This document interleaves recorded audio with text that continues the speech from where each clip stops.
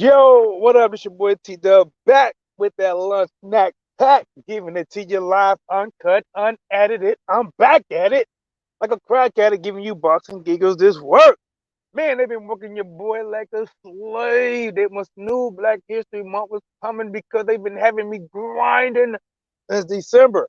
But listen, man, they gave your boy time to get out. I'm taking this break to give you guys this boxing for heaven's sake. Let's get it. You know I'm with it, right? All right, guys, listen, you know the main topic? The main topic is going to be Anthony Joshua versus Jermaine Franklin. We going to get to that. Don't worry about nothing. We going to get to that. Guys, listen, man, I'm going to start this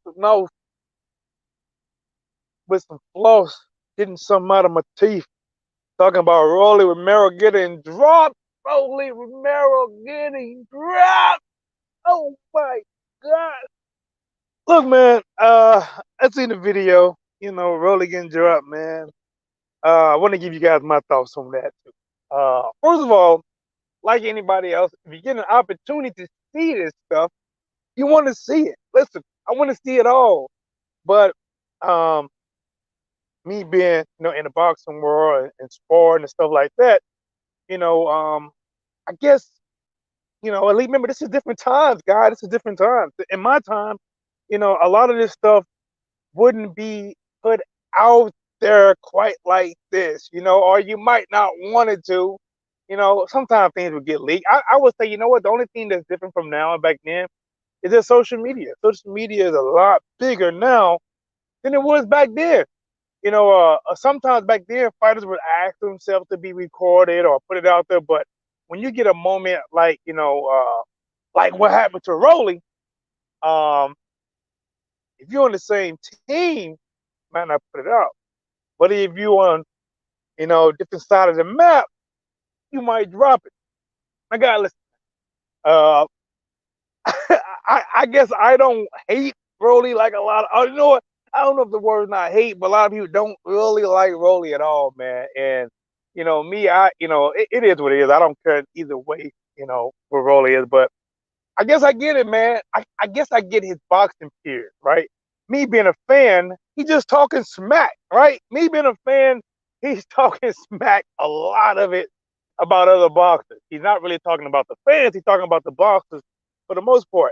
So when Rolly, is talking about Devin Haney, or he calls Devin Haney ugly. Any boxer he don't like, oh, he's ugly. He's this. He's a bomb. He's this.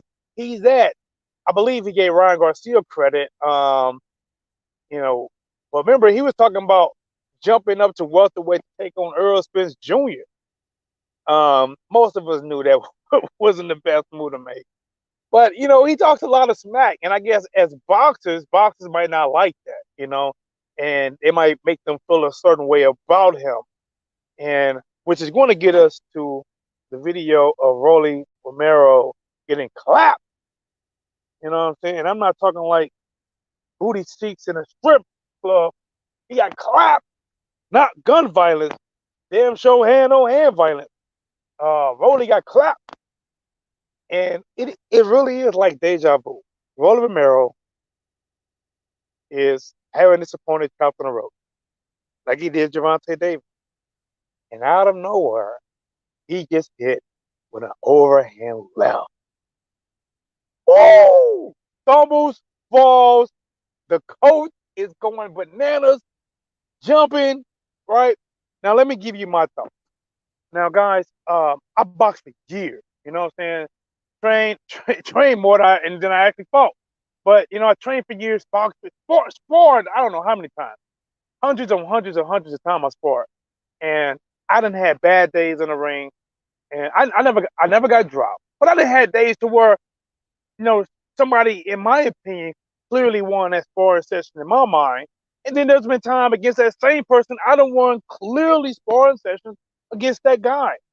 It really depends on how fresh you are into camp. Do you just come back to camp? Have you been in camp for a while? Is there a weight class difference? It's a lot. That's why Floyd said, listen, we might hit the pads the same, but we don't all perform under the lights the same. Now, where I'm from, Uh, I haven't.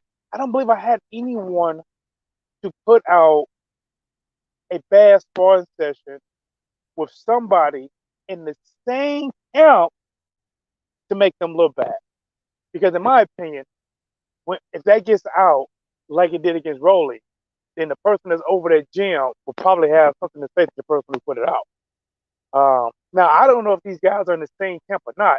From listening to the coach saying that hey, they work together. He helps these guys out, but are those guys really his friends? Was there beef before the sparring set? Are they truly signed to the same promotional company? They're not truly signed to the same promotional company, and they are not really their friends.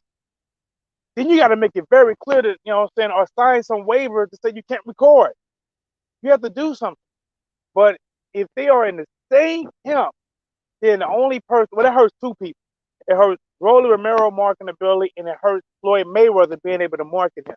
If you start putting out people getting beat up in sparring sessions, and that actually counts towards their professional record or appeal, that's crazy, in my opinion. You know what I'm saying? But again, as a fan, I want to see it. As a fan, I want to see it. My boy in the building. Oh my God. Guys, give it up to the one, the only America's fastest travel in the building. Yes, sir. Man, I got a chance to go live. They've been working your boy. They must knew Black History Month coming up. So they say, you know what? I'm gonna work this guy. I'm gonna work him super hard. They've been working your boy super hard, but I got a chance to actually plan a lunch break 20 minutes ahead. I don't have much, you know me guys. I don't have no script. I come in raw with it, giving it to you raw, uncut, unedited, back at it like a crack at it, giving you about to do this work. I like, you know what, man? I saw Anthony Josh, Jermaine Taylor. Listen, I've been keeping my ears to the streets, right? Because I know when I get a chance to go live, I'm gonna go live. I've been keeping my ears to the streets, so for most part, I'm up on a lot of things. Smash that like button, yes, sir, man. Let's get it in. So, Rolling got dropped, and guys, remember, like, now, when I'm in the gym, I'm gonna give you guys insight. When I was in the gym sport, if there's like me and a dude named Tori, me and Tori, when we sport, we was in the same gym every day. We are talking almost fist fight worth of shit to each other, and when we sport, we are going ham, right? You know, it used to be a back and forth in the ring. It used to be, and then I changed that, and it really wasn't a back and forth anymore. Really wasn't a back and forth anymore, you know. But no matter how, like I said, like in the early beginnings, man, that dude was a problem, man. He was a straight problem. He had power. Like I said, there were some times in the beginning to where, man, I left the ring like, dang, man, like, I got to figure that out, because he just had like a really good style, man, and that team, and like, it was intimidating. He catch a lot of your shots. You know what I'm saying? You can't land clean on it, but he keep cutting the ring off on you. It was a lot of pressure. It forced me to develop my style enough to handle it. I had to get better. But either way, I never thought about recording him and putting him out there. You know what? He might even. I think he used to record, but I don't recall him ever putting anything out there about a teammate um, to make them look bad. A matter of fact, when me and him talk a lot, I mean, when I'm talking about a lot of smack to each other, I'm talking about literally. Like sometimes you'll think we might gonna come to blows, but never came to blows. But whenever it came to fighting in the ring, man, he had my back. He had my back. He propped me up. When he was fighting the ring, I propped him up. I had his back because at the end of the day, what I'm saying, when we was fighting, what I'm saying, it was us. So, it just made us better. But again, man, like the Roller Romero situation, uh, like, I never seen a coach jump up and down like that before.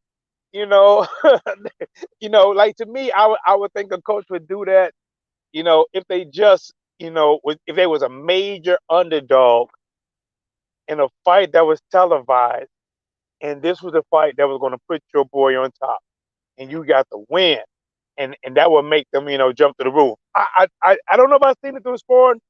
I knocked people down before. I seen people get dropped before. Um, and from listening to his coach spoke on it, Brother Romero, and for the most part of what he said, I agree with.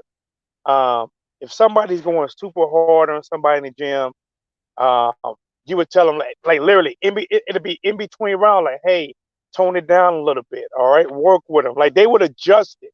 If somebody is hurt in the gym, you don't go for the kill. You know what I'm saying? If they hurt, you kind of back off and let them recover themselves because when you're sparring is supposed to be a learning situation. It can get very intense and very heavy, but it's supposed to be a learning situation.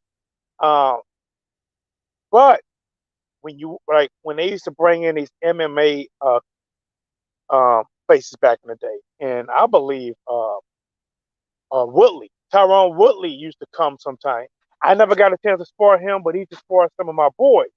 When we used to spar them, then it was us against them, and still, even at that time, we never did put any kind of tapes out. But again, social media wasn't like what it is now. Um, but guys, this is my thoughts, man. Let me know what you think about that, Brother Romero. And as I sat here in my car, right, I'm in my car, and it makes me think about a week or so ago, guys. Uh, I was in work. I'm in St. Louis. It was Monday. It is a lot of ice and snow, and I'm talking, oh, right. Still had to come to work. Came here. They couldn't get the heat going. So I'm talking about inside the building. It felt like it's 50, right? I mean, I'm cold, and I was I hated when I had to go to the bathroom. I didn't hate using the bathroom, but I knew once I turned that water on, because it's the water that's you have to be under a sensor. That water's going to be cold unless you can make that water run for 30 minutes and use it. It's cold, so I hate it, man. And I remember, I was making some coffee, and I was telling the dude that it was like, 85% of the way throughout the day. And when I was telling him that, he was like, and I know I done seen the dude go to the bathroom about 4 or 5 times. I know I what. And when I was telling him that, he acted surprised. I was like, yeah, man, I hate this bathroom because every time I stuck my hands in that water, it was so cold, and it took me a long time to come back. And he looked at me and kind of scrunched his eyebrow, like, oh, yeah, that's right. I can see that. I'm thinking to myself, I'm like, what do you mean you can see that? I seen you go to the bathroom, bro. So it made me think, man, that boy, he wasn't washing his hands, man. And he the one that brought bagels for everybody that came in. You know what I'm saying? I'm glad I was fasting that morning, but I ain't eating no bagel. Um, but let's get to it, man. Joshua, Anthony Joshua versus Jermaine Franklin. They had the press conference. Let me give you my thoughts. Well, for Jermaine Franklin, listen, this is a blessing, right? He fought Dylan White. I knew he wasn't going to beat Dylan White. And I'm not saying that he didn't win, and I'm not saying he could have won, but I'm saying that because he's fighting Dylan White in the UK, unless he dropped weight over and over, unless he knocked Dylan White out, I just didn't see Dylan White losing. Hold on, guys. Yeah, I just didn't see Dylan White losing. Uh, and he didn't lose. So I wasn't surprised. But a lot of people feel, remember, I'm not saying that I wouldn't have given the win to Jermaine Franklin or not. I'm just saying that I felt he wasn't going to get a decision by taking the fight in the UK. But some people would say, listen, man, he got robbed. He should have won that fight. And he has actually gotten a bigger fight because of it. He's fighting Anthony Joshua. This fight for Anthony Joshua could be a do or die fight. What I mean by do or die, listen, man. Joshua lost to Andy, got the titles back. Joshua lost to what's his name? Usyk. Then he lost to Usyk again. That second loss to Usyk, the realization that you have no more attachment to the titles, man, that was tough for Joshua. That was tough. That think about it. He grabbed the microphone. He was celebrating Usyk. Then he was talking about, "You beat me. How'd you beat me? I'm big. I'm strong. You beat me. I'm a 20-stone fighter, right? Or 18-stone fighter, right?" Um, that was hard, man. He was, in my opinion, he was having a mental, he was having a mental something right there. If he lose to Franklin, I don't know, man. I mean, I don't know. I don't. I don't know. You might have to tell me on this. But for Jermaine Franklin, listen, man, this is an opportunity because if you beat Joshua, you are in the talks with fighting Wilder, fighting Andy Ruiz, fighting Usyk, fighting Fury, rematching Dylan White. Like you are there fighting what's the Daniel Dubois, fighting the Juggernaut. Like you're there fighting Parker.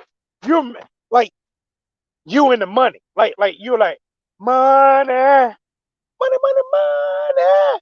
You're in the money. Uh, but listen, I'm gonna say this. I watched that press conference today, and I know he only got a couple months. He got to work with his new head coach. I can't think of his name right, but I think I saw something different in Joshua, man. I saw a little bit more focus. I am picking Joshua to win this fight fair and square. I don't think he's gonna. I don't think Jermaine's gonna get robbed. I am picking Joshua to win this fight fair and square. Um, I think he's gonna come out. I think he's gonna look dominant at times. I'm not sure if we get the stoppage or not. I don't know, but this is a must-win fight for Joshua. If he lose, I mean, do anybody? If he lose to Franklin, I'm not knocking Franklin. It's just that Franklin hasn't been a common name that's been used a lot amongst top heavyweights. So if you fight somebody that hasn't been used a lot in top heavyweight, like you already lost to Andy, like I said, you made Andy a name. Dylan White made Franklin a name. Joshua could make his name even bigger. But if Joshua used the flu to Franklin, there's not many people in this world that's going to give him a shot at beating Wilder. Not many. You talking about Deontay Wilder with the touch of death? The concussion punch? The cease and desist punch? No, man. Joshua versus Fury? Who won to see a third fight with Usyk? Man, this is a must-win situation, Joshua, man. This is a must-win. And I think Derek James, I think it's a good fit. To me, the way Joshua fights, and I thought this before. I'm like, listen, Joshua is not like a slick mover. You know what I'm saying? Like somebody who's fleet on the feet. And I'm not saying that Derek James fighters are not like that either. But when I look at the style pattern of Derek James fighters like Jamel Charlo and Errol Spence Jr., they got a tight thing about it. They really have really good basic fundamentals. Fundamentals can win fights. Tight guard, chin down, hands up, cutting the ring off, cutting the ring off, using the jab, knowing when to pick your shots and dig them. Thinking about fights, man. Let me do a shout out for my boy Charles. I know he ain't in my list. My boy Charles, who I spent many years training with. Um, Charles to me, man, he's one of them dudes that he can get in the ring with anybody. He's 6'4". I think his next fight is at 168, but he fought as low as like 154 and stuff. But when I used to spar with him, he's 6'4", maybe 6'3", 6'4". Um, when he was walking around, I think he was like 170 some pounds. I was walking around like 195 pounds. Man, he'll spar anybody from 147 to 210. You know what I'm saying? Like, listen, man. Hey. Charles, one of the boys, man. Charles, one of the boys, man. And he got to go to Houston this weekend for a fight. Charles known for putting people in the dirt. Put them in the dirt. You know what I'm saying? He known for putting people in the dirt. I knew this one dude that he put himself in the dirt. They nicknamed him Plant, and he hurt that boy, man, with an uppercut. But yeah, man. Back to Joshua. Joshua Jermaine Franklin, man. Joshua has a new coach, and a lot of people are saying that he should pick a soft cut. I don't think Jermaine Franklin is a soft cut. I think Jermaine Franklin. When I saw Jermaine fight Dylan White, man, that dude fought to win. He fought with effort. Jermaine had an O, and he didn't want to let it go. He fought with effort. He felt robbed. Listen, he gonna come to bring the pain. He gonna come to bring the pain to Joshua. I'm telling you though, man. Something a part of me want to predict that Josh was gonna get a late round stoppage. Something is making me want to predict Josh was going to get a late round stoppage. But you know what, man? Listen, he looked confident in the press conference. He said he got his hunger back, but words are cheap. Anybody can afford to say something nowadays. I got to see what happened. Right? Listen, I got to see what happened. People thought that he was gonna come out there against Usyk, cut the ring off on and apply the pressure, but he didn't. You know what I'm saying? Like everybody know pressure but fight. Usyk ain't feel no pressure in the first round, first fight. The second fight, he Joshua did do better. I think I criticized him a lot in that second fight, but he did do a little better. Got a little dirty. Got a little Garcia dirty in that second fight with some donkey punches on top of the head and stuff like that. But I still think he cut the ring off enough, man. But Jermaine Franklin is not fleet on the feet like I got Joshua in this fight. A win, sure. Possibly. Possibly. Stop. This has been your boy Dub, giving you that lunchtime snack.